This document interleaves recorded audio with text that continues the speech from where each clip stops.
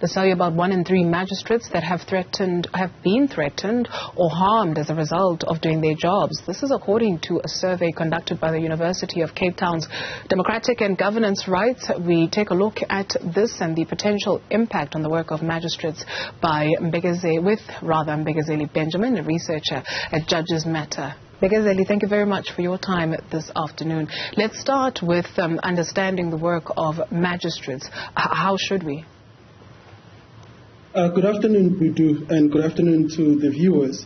Well, the work of magistrates is actually very vital to our justice system. Most South Africans will only ever encounter a magistrate in their life because they cover the length and breadth of our country.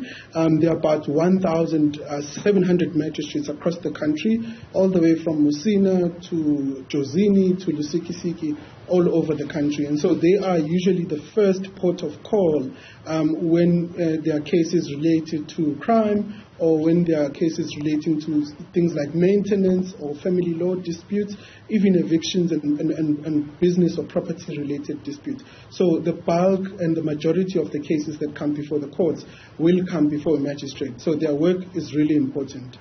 What should we understand about the Democratic Governance and Rights Unit's research? What is it that they are attempting to do with the research? So the Democratic Governance and Rights Unit is a research unit at the law faculty at the University of Cape Town.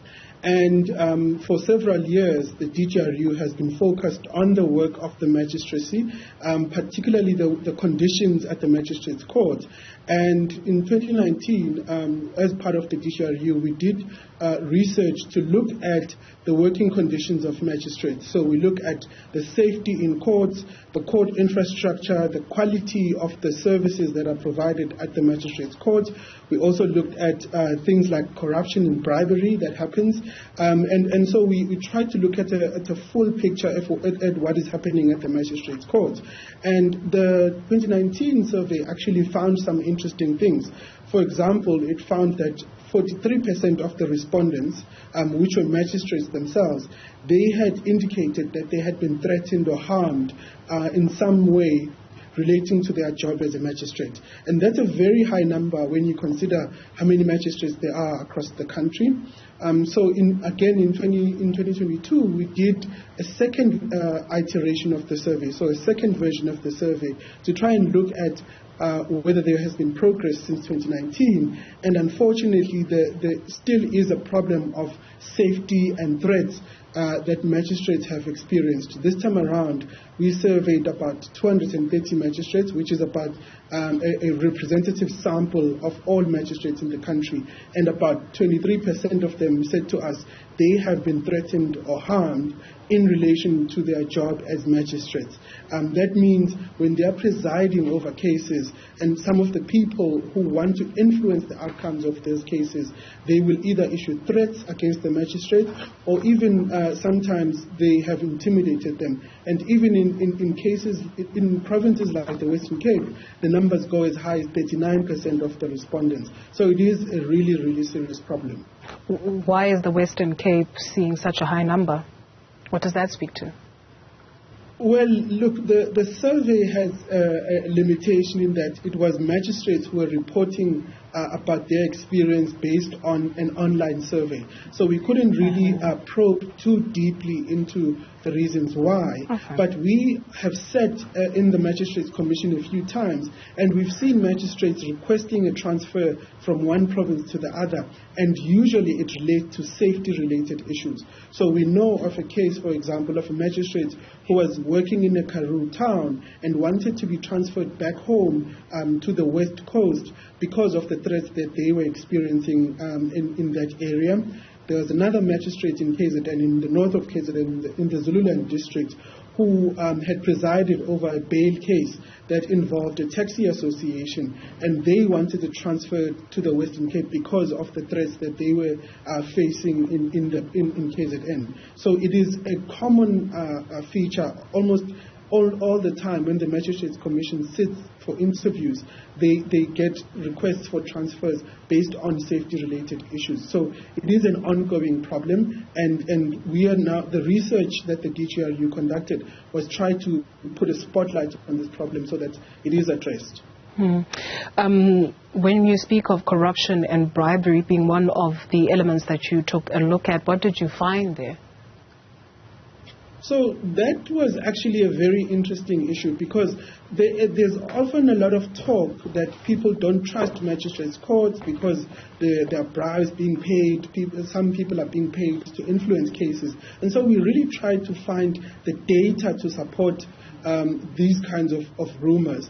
And it was quite surprising that actually there were very few magistrates who reported that they had either been offered a bribe or they have seen anyone being offered a bribe.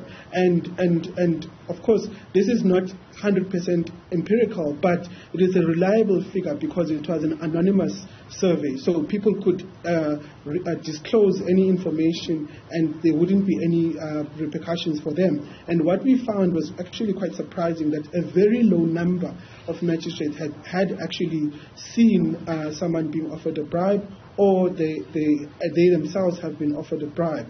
We also tried to look at the cases that the Magistrates Commission has investigated over corruption-related issues. And in fact, from 2015 up to about 2021, there were only about 2 cases across the country that related to corruption. And remember, there are about 1,700 magistrates across the country. So it seems as if the evidence doesn't really support the rumors that are out there as to the corruption of magistrates. But of course, it's not to say that it doesn't happen in the magistrates' courts, because one of the things that we found is that there is an ecosystem. In the magistrates' court, there are prosecutors, there are policemen, there are private lawyers, there are security guards. Their security guards are private contractors. So there are a lot of moving parts in the system, and some of the people who perceive or who have seen bribes being paid or being exchanged, they don't necessarily know who it is. They simply say it's the magistrates' court. And usually when people say it's the magistrates' court, people look at the magistrate as the first suspect, and that is not always supported by the evidence. Can we really rely on the evidence? I ask more so because, like you rightfully noted, there are 1,700, over 1,700 judges, 1,702 magistrates, I beg your pardon. And then your research only took a look at 230 magistrates. So those are the ones who actually replied to your survey.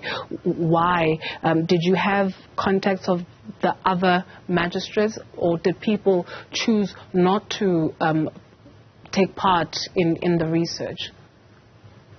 So that's a really important question, Dudu. So this was an online survey, and for us to reach some of the conclusions that we do, we needed to find a representative sample. So statistically, we needed to find a minimum of 10% of the magistrates for us to sort of extrapolate some of the data. We can't extrapolate all of it, so it doesn't apply in all cases, but we sort of can draw some conclusions. So a minimum that we needed was 160, but we went way above that 160 and actually found 230, which is way beyond the representative sample that we wanted. And so, yes, of course, we can't 100% rule out that there might possibly be more corruption, but what we found at this moment in time, the evidence that we found is that there is very little. So it's very little based on the statistical survey that we did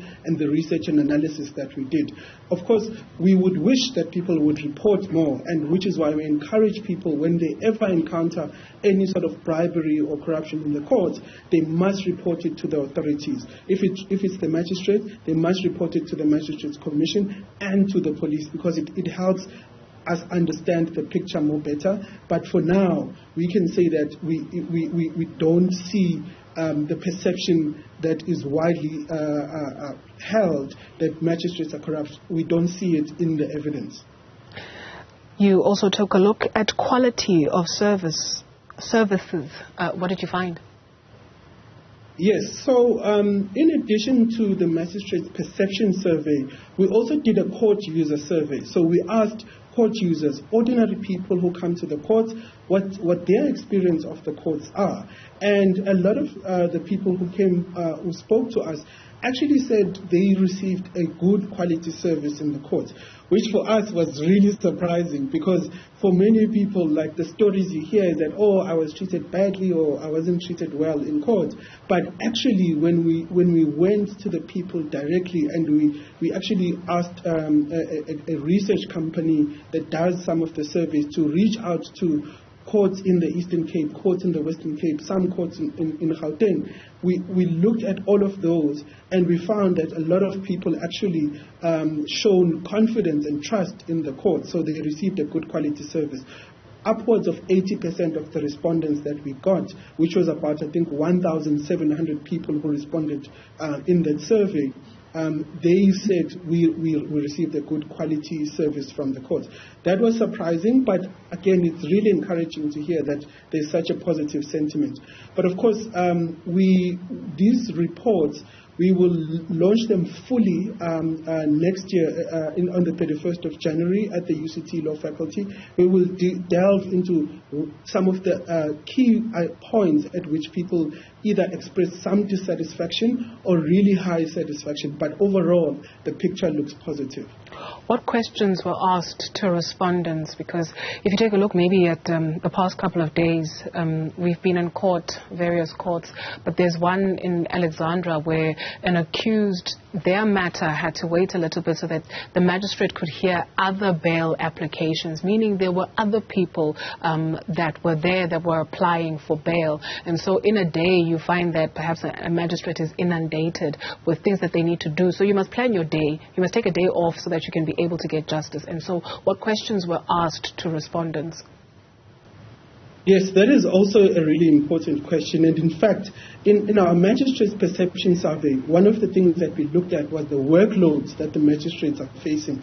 And a lot of them expressed that they have very high workloads and very poor working conditions, so they don't have the support they need in order to deal with the cases as fast as possible. So the magistrates themselves are complaining about the workloads. But yes, we did also ask the court users about their experience. And one of the questions, let me just quickly read it. One of the questions that we asked them was, how satisfied were you with the speed of the service? And then they had to choose whether they were highly satisfied, satisfied, dissatisfied, or highly dissatisfied. So that was the option that they have. And most of the respondents to that question, they expressed either satisfied or highly satisfied. So yes, it is true that in some cases, especially in cases that, like you mentioned, the Alexandra Magistrates Court, where people had been waiting for a long time to have their cases heard in court. But overall, it seems that the picture is that people are receiving a service that is of a decent quality. Of course, there is a lot of room for improvement, and here we push magistrates and we push the Department of Justice to do better, because you're right, it is unacceptable for people to spend the whole day in court waiting for justice, especially if you go to the rural areas, like in farming areas where there's no transport, there is people have to leave at the crack of dawn for them to make it to court. And when they get to court, there are postponements to other days. And that means they lose both their work, they lose money on transport, and they lose their time. And so those are things that we are hoping that will be addressed. But overall, it does seem like the picture is not as gloomy as we went in thinking it would be. All right. Thank you very much for your time this afternoon. Mbekezeli Benjamin is the Democratic and Governance Rights Researcher at Judges Matter.